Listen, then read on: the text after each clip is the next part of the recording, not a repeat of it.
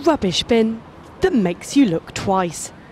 As you throw away your old newspaper, you can read the new headlines. London-based firm Renew has invented these unique recycling points. Its bomb-proof containers have LCD screens on each side, which show breaking news and financial data. Kaveh Mamari is Renew's CEO. It's made out of fiberglass, which is the same thing that your surfboard is made from, but underneath it is very toughened material. So there's a toughened glass that sits at either end of it, and there's a super strong structure in the center of it, which is 4 times stronger than steel, and that's been designed to withstand extreme pressures.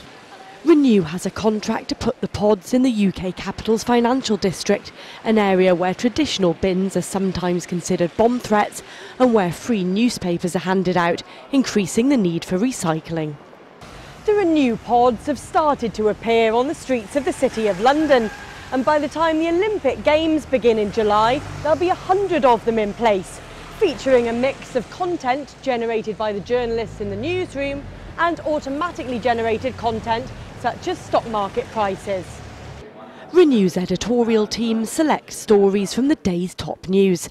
Around a minute after being published, the headline appears on the pod.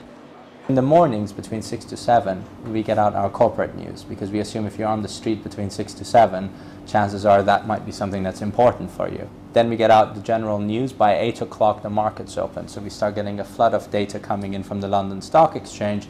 By 8:39 it's more generic, it's more sports news and general news, and by the evening it's going to be more art and lifestyle, because we assume you've seen enough of the markets by then. But so far, not all city workers have noticed the pods. All I could see it really was something to advertise. Didn't appreciate it was even a recycling. If people around here are going to use it, it's a great idea. I haven't stopped to look at it, but I've seen people standing in front of it, looking at it. The UK-made bins cost £25,000 each, and Renew has secured funding from a range of investors, including the Qatari Islamic Bank. They're due to trial soon in the US, with one bin outside the New York Stock Exchange, and are in talks with authorities in Singapore and Japan. So soon, commuters around the world could be reading the news and recycling on the go. Joanna Partridge, Reuters.